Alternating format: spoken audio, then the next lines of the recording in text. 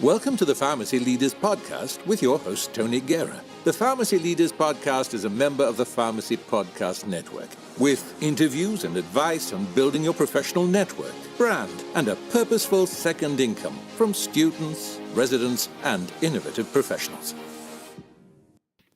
Hey, Tony here. Just wanted to let you know that I have a bunch of audiobook codes for two books that would probably be relevant as far as this podcast goes.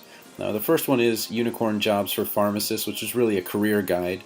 I have 125 pharmacists and students in there that have, most of them have non-traditional careers, and it's something that you can kind of look at to say, okay, well, who do I want to talk to and what direction do I go in? And the other book that I have is the Residency Interview book, which is 100 Strong Residency Interview Questions, Answers, and Rationales. So if you see yourself doing a residency, applying for a residency, that would be one as well. So just give me an email, aaguerra at dmacc.edu. That's aaguerra at dmac.edu, and I can send you back a free code. So I'm going to go ahead and transition into our second part of our talk, which involves what to expect from an actual interview for an academic position. So I'll just start off with my first question, and that is, what should an applicant expect overall, just a holistic picture for the interview for a faculty position, and what's the format like? So the first thing when the interview for faculty position tends to be done, and you would typically apply. So let me go back. So there will be faculty positions that will be posted, and we may be interviewing at PPS, which is Personal Placement Services at ASHP. And sometimes you can go ahead and meet with those individuals during ASHP, but if you can't make PPS, so you're not going there, doesn't mean you shouldn't apply or that you can't apply. So usually after an application is submitted, and for academic positions, it's year-round, but usually we'll start looking for people around the December, January timeline, and those are when applications go out. But again, the applications are usually year-round, and positions are posted every month. But usually after you submit your packet, you'll have a committee that will go ahead and review it, and they'll look to see, out of all the applicant pool, what are their biggest needs. So that usually takes time. So I do have to stress for applicants to just be a little patient. If you're not called right away, it doesn't mean that you're not a solid applicant.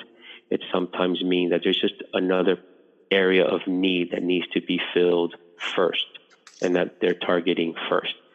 So for example, if I know that I'm in need of a internal medicine faculty member, and that's a person that is my highest priority, I may bring in my internal medicine people in first before I bring in my ambulatory care. And I might have a phenomenal ambulatory care faculty, but if my need and primary need is internal medicine, I kind of looking to fill that position first. So sometimes there's a little bit of patience. I personally, if I'm in charge of the committee, and I will sometimes contact these highly desirable candidates that may not be in the specialty, and I'm very transparent. I'll say, hey, you have an excellent CV, but you're not we really liked you from PPS or your application, but right now our area of need is this. But if something does come up, let us know. And I like faculty and applicants to be transparent with me as well. From that, usually most institutions are going through like a phone interview or even a Zoom interview. And usually from those phone interviews are typically softball type of questions. What are your strengths? What are your weaknesses? What topics are you mostly have a passion for? What topics do you absolutely not want to teach? And that's usually not a trick question. I like to ask that just because, I never want to place a faculty member to teach something that they really don't like or don't feel comfortable with. I also like about what type of committees they would be interested in serving. And sometimes we also will ask, well, what did you like about our curriculum, or what made you apply to our university? I can tell you that if in the phone interview you can answer that question, and things that can easily be found on our website, then you're basically ruled out. So from a phone interview, you better have an idea of not very intimate details, but you should be a little aware of what the vision of the university is, what the values or core values of the College of Pharmacy are, and be familiar with at least the department and its people. After that initial phone interview, then you will come in for a on-site interview. And what's really nice about the on-site interview, and I think students and residents will appreciate this, is that the university pays for your on-site visit. So we'll pay for your flight, we get to pay for your transportation, we pay for some of your meals, and we pay for your hotel stay, usually 1 or 2 nights. If you want to spend more nights, then so you can explore the city, then that'll be on your own dime. But you can usually expect 1 or 2 nights hotel to be paid by the university. And then during the on-site interview, you usually will be you have to give a presentation.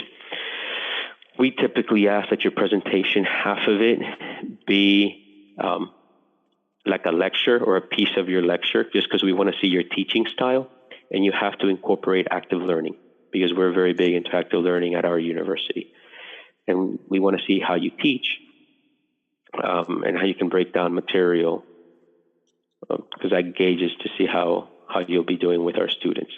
And then the other half of your presentation is basically your research. So you can present your research, and we want to know, like, what are your next steps, what you want to do with it, what other ideas you have, and so forth. And that's usually what the presentation more or less would be like. Other institutions vary, but expect a presentation.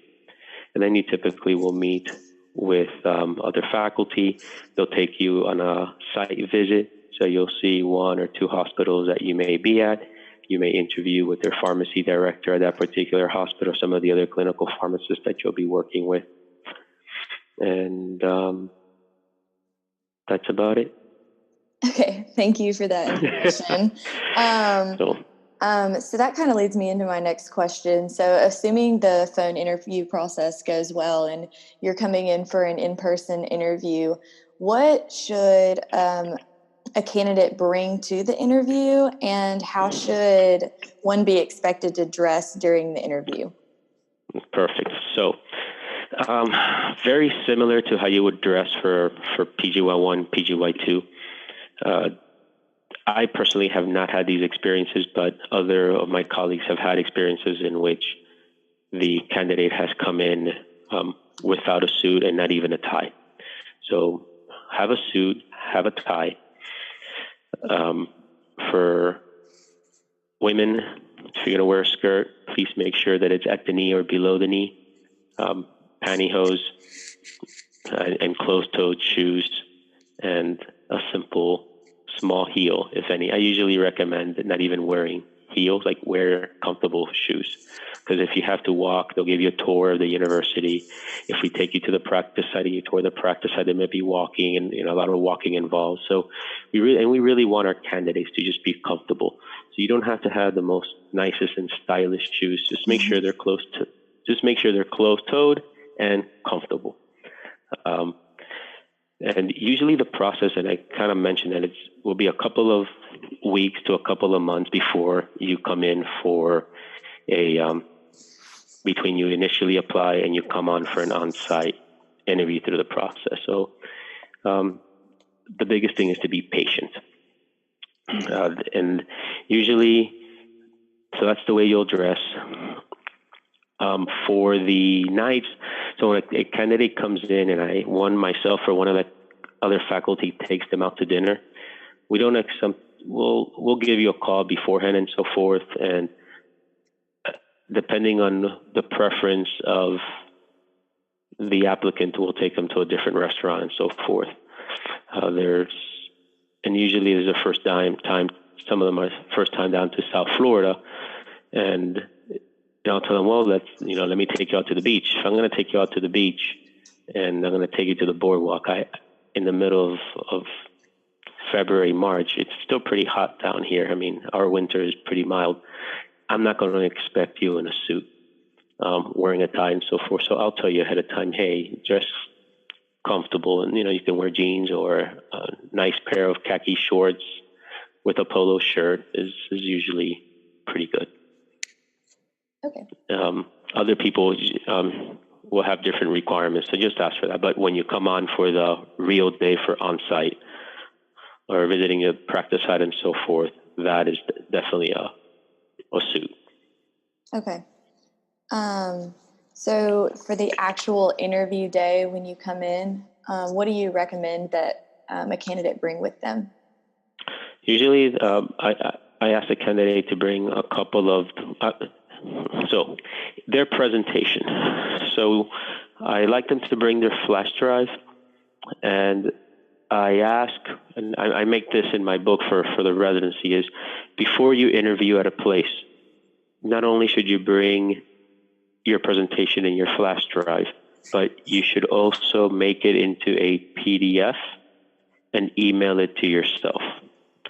That way, and this happened to us recently with a candidate, they came to interview, their flash drive didn't work on our computer. We tried 3 different computers, and they did not, they had not emailed themselves a presentation or us.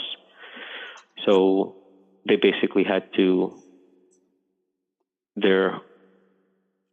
come a different day to give their presentation. Luckily, the candidate was local, so it kind of worked out.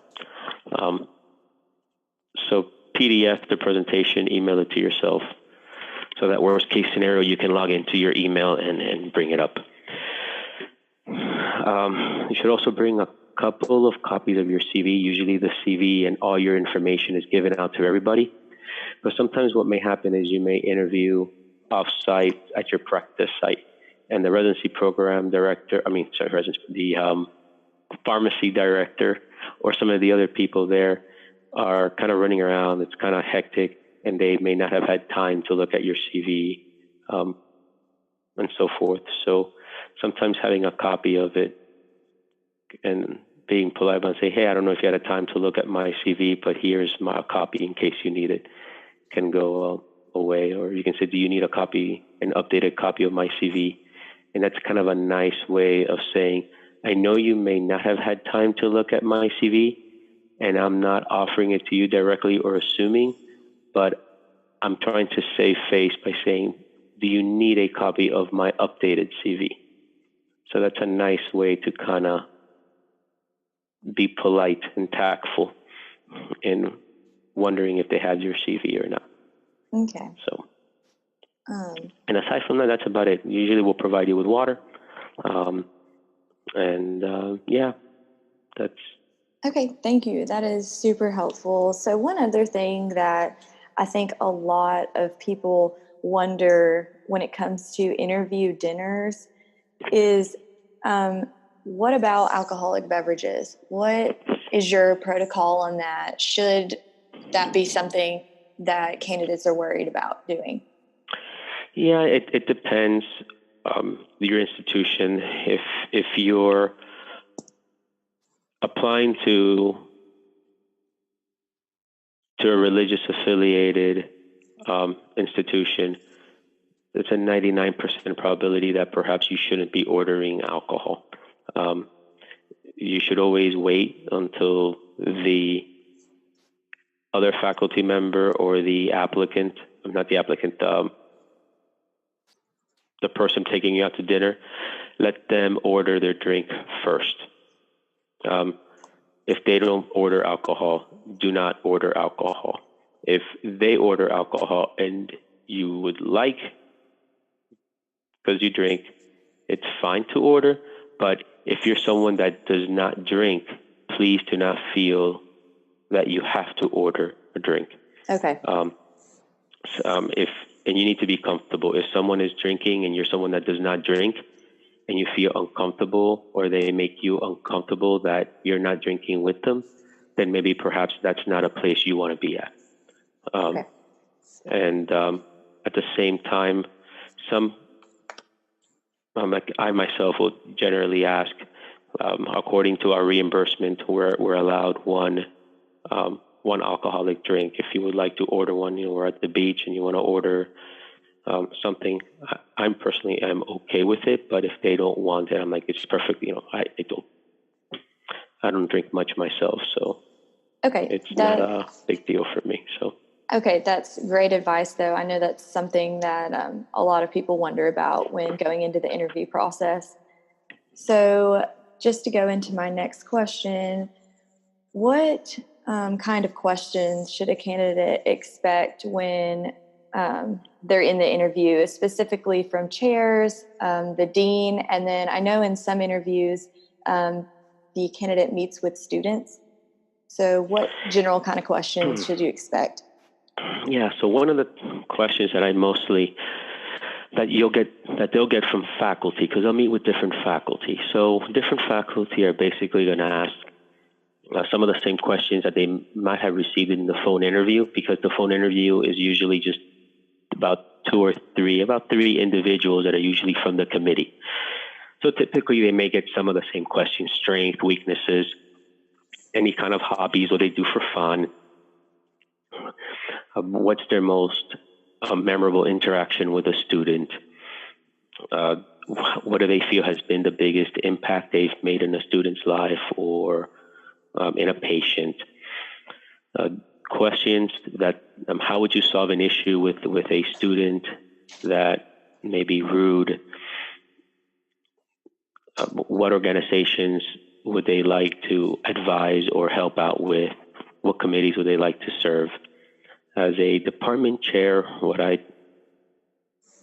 like to ask, most important to me, is what do they need in order to be successful?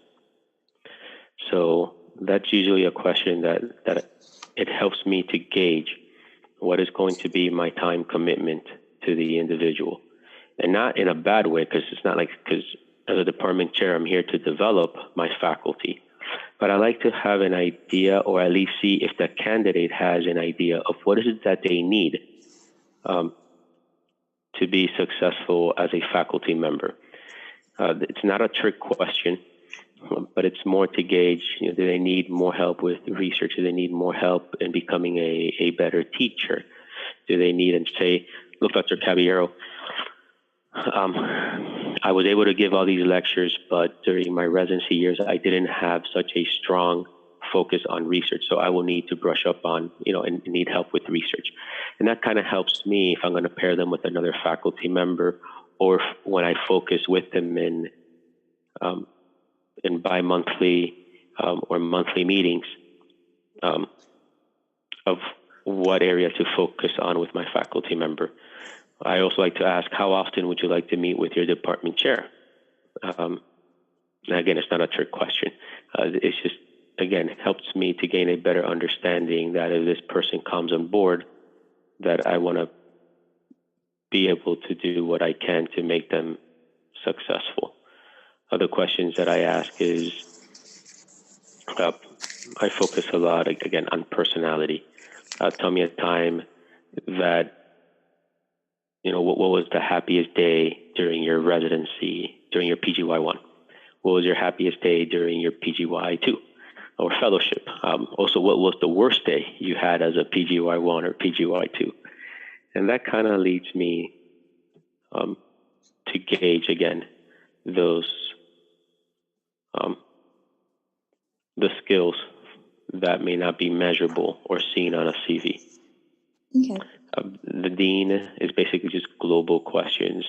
The mission of the university, how do they see their role within the college? By the time you come here, we really want to see if if you're someone that can work with us. And questions from students. Students will sometimes ask questions, and students will typically ask, what's their philosophy on grading? Sometimes they'll ask, what's their approach to active learning? And what topics do they teach? And what are the skills that they feel that they have that they can, are the best skills to be able, that the students can learn from? Okay. That's very, very valuable information, especially going into an interview and trying to prepare for candidates. So just to finish up this portion of the interview, I have one final question about the interview process, and that is, what questions should a candidate ask when being interviewed for an academic position? I know a lot of the time at the end of the interview, they ask you questions. Yep. One of the questions that you can ask is, what are your primary sites that you're really focusing on? If that hasn't been elucidated, sometimes if they show you a couple of sites, you can bring that back and say, no, I saw a couple of sites. However, do you have a primary site you're more interested in placing someone? You can ask of what will be the expected timeline to hear a response. One of the questions I love to hear from candidates is, can you tell me what defines a successful faculty member? Or during your last annual evaluations, what are the qualities that have made a standout, that have made a faculty stand out? And that, again, are higher level type questions that a candidate is asking, because they also want to make sure that they end up in the right setting. Expectations about, you can ask how many hours, but you can ask that to the faculty. How many hours would I be expected to teach? How many committees to serve on? How many days at the practice site? Also ask, how is the position funded? You can ask that early on when you meet at PPS, and even during the phone interview, you can ask those questions. Because if you have a 50-50 split or a 75-25 split, you want to make sure that the time you're dedicating to the practice site and or the academic setting are clearly defined. Because sometimes if they're not clearly defined, you almost end up having two full-time jobs or two full-time positions. So it's very important to have that delineated. Okay. That is very helpful, especially when trying to come up with interview questions towards the end. Just to wrap up our interview today, I have one final question for you, and it's kind of funny because you mentioned this as one question that you look for candidates to ask you. But I'm just wondering, can you describe to me, in your opinion as a chair, what a successful clinical faculty member looks like? Okay. I think a successful faculty, again, you got to have a positive attitude.